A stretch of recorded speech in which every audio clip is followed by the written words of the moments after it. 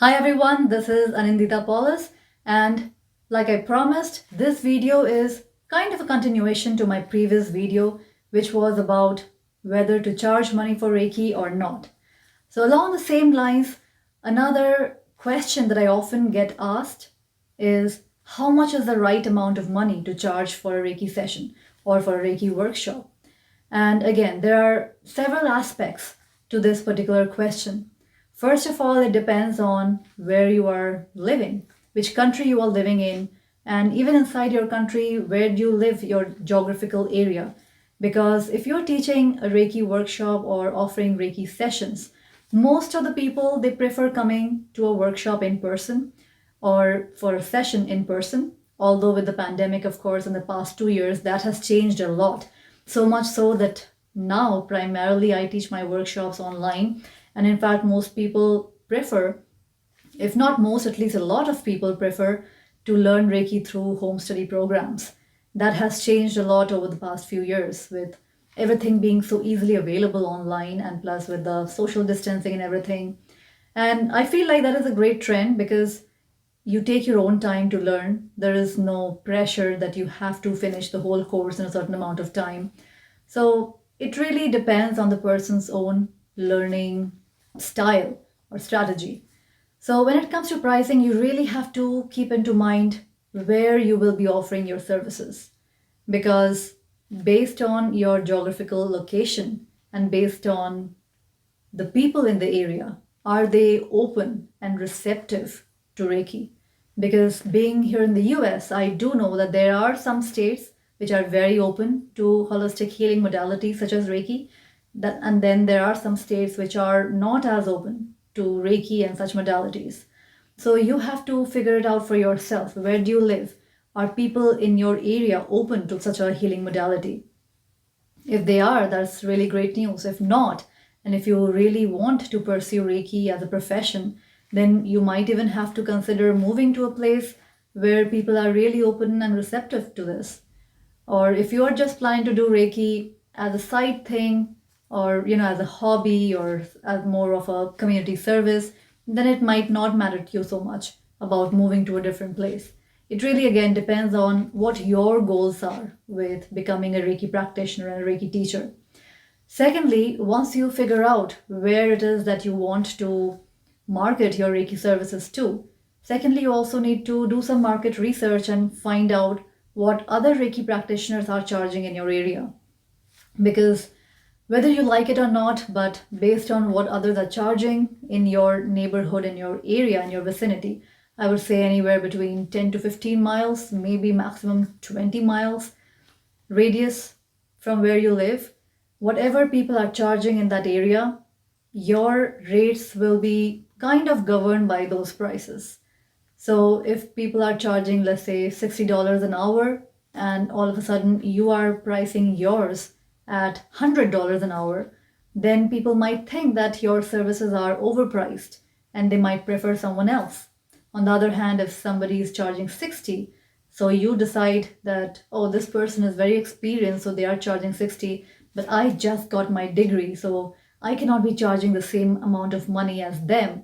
Let me make it cheaper. So let me charge $20 per hour instead. Now, when you undervalue yourself so much, people who are looking at your services, maybe they're comparing between different practitioners, they might feel that why is this person so cheap? Maybe they don't know what they are doing. Maybe they're not good enough. So when you feel that your services are not good enough, guess what happens? People feel the same way. So if you are making your services cheaper just because you feel that you are not experienced enough or good enough, then people might also be having the same feeling. And from that place of feeling not good enough, you might be attracting a certain kind of clientele to yourself who are at a certain vibration. I don't want to label it in any way, but just be mindful of the fact that whatever it is that you are giving out to the universe is what you are getting back. If you are pricing your services lower because you feel you are less worthy, you will be attracting a certain kind of people. On the other hand, if you're pricing them lower just because you are doing this as a service to the community, not because you are any less worthy, but because that is your way of giving back to the community, that is a whole different vibrational place to be in. to be in the vibration of service. And from that vibrational place, even if you are offering your services for absolutely free, that is completely different. That is a different vibrational place to be in. So just be mindful about from where is your decision making process coming from. Is it coming from a high vibrational place or is it coming from a low vibrational place? I hope that makes sense. And thirdly, you also have to consider whether or not you are thinking of becoming a professional Reiki practitioner and do it full time. Because if that is what your main goal or idea is, then you definitely have to price your services competitively. And because, that is your main bread and butter, that is where all your money is coming from, how you pay rent, how you pay your bills, your groceries. So in that case, you cannot undervalue your services so much. And if you feel like you don't have enough experience to charge as much as other Reiki practitioners who have been practicing for 10, 15, 20 years, if you feel like that, then maybe begin by doing some really discounted healing sessions on your friends and family, or maybe even free healing sessions for some time before you set it up as your full-time practice, till you feel really confident that yes, you got this. Again, from the perspective of the Reiki energy, this energy is not prejudiced. It is not that the energy is thinking that this person has 15, 20 years of experience, so I'm going to be way more effective for this person, versus, oh, she just recently got her degree or a certificate, so I will be flowing very little from this person. That is not how it works energetically. But I do understand that even when, 12, 15 years ago, when I first learned Reiki and started practicing Reiki, I had self-doubt too, so I can understand, I can relate to it, that initially you might have these questions and self-doubt. And one great thing of getting your Reiki training from a teacher who really explains the energy basics is that it helps you understand that the energy itself is very non-biased. It does not differentiate between people on the basis of their experience, expertise, knowledge, or any such thing. One of the reasons why initially, when I got my Reiki level 1 training, I had self-doubt is because my teacher didn't take the time or energy, or maybe even she herself was not aware of the energy basics or the science behind Reiki. So there was literally zero explanation. There was no explanation whatsoever about what Reiki actually is, how the energy really works, things like that. So that's why I was pretty clueless about a lot of different things. Well, down the way, of course, I have been fortunate enough to come across many, many great teachers, not just Reiki teachers, but many great spiritual teachers. And all that information and all the trainings and teachings and books that I've come across, all that has helped me in understanding energy much better. So, and that helped me a great deal in getting over any kind of self-doubt. And of course, time also helps. Time and practice and experience, that helps. But also the knowledge definitely helped in getting over a lot of that self-doubt. So I would highly recommend that if you have any of the self-doubt, then engage with teachers or have discussions with teachers, or maybe take some trainings which helps you get over that self-doubt, that says that you need more experience before you can start charging like other experienced teachers. Another thing to keep in mind when pricing your services is there are various different ways of pricing your service, and every strategy, every plan has its own, I believe, benefits, like advantages and disadvantages. Some people prefer to keep their prices lower than everybody else in the market, thinking that that is going to attract more buyers or more customers.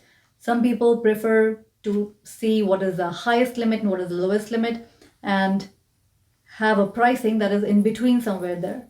And they feel like that is a safer option. You are neither the lowest nor the highest. And then some people prefer to be on the higher end. And again, I believe that each of these pricing strategies has its own benefits, advantages, and disadvantages. So try these different options and see what works best for you, for your personality, for your belief system, whatever it is, what works best for you. I don't think there is one specific pricing strategy that is like a solution for everybody. I feel if you want to start off with the lowest price point in the market, that is your personal choice. Again, you always run the risk there. On one hand, the advantage could be that you can attract more people especially people who are looking to save money but they still want to have a Reiki session. You can attract more people like that. On the other hand, you could also end up attracting clients who don't really value you and your time as much, and who might feel that Reiki is not a real form of healing, or it is not worth the money and time. It is not as useful as traditional medicine. So just because it is so cheap, because one of the examples that I like to give in my Reiki workshop sometimes is of myself. Many years ago, I bought a dress from, I believe, TJ Maxx, and the original price of that dress was over $100, but it was discounted at 70%, something around that. So I bought it for much, much cheaper. Now, the dress said dry clean only, but guess what? I bought it for $30. I'm not going to be spending money to dry clean that dress.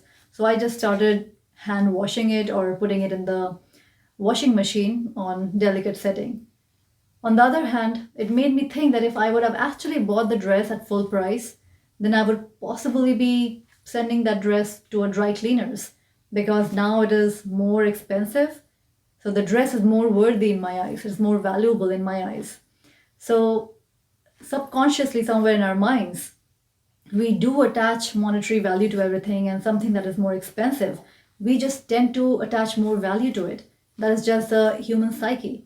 So when you are undervaluing your services, people might be undervaluing you as well as Reiki too. On the other hand, when it comes to putting your price somewhere in between the highest and the lowest end, that might be a safe option to do.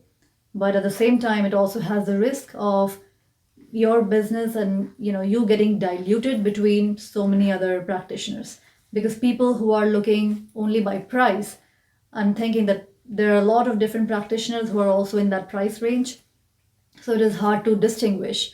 Then you really have to stand out in terms of your other marketing efforts, in terms of your mission, and in terms of the look and feel of your website, your business card, or things like that. You have to find out ways, you have to get more creative about standing out, about how to make your business stand out. Because if you're taking Reiki as a professional career, if you really want to make a living out of it, then you have to think like it is your business, like it is your job. So you have to think of every way possible to maximize your exposure.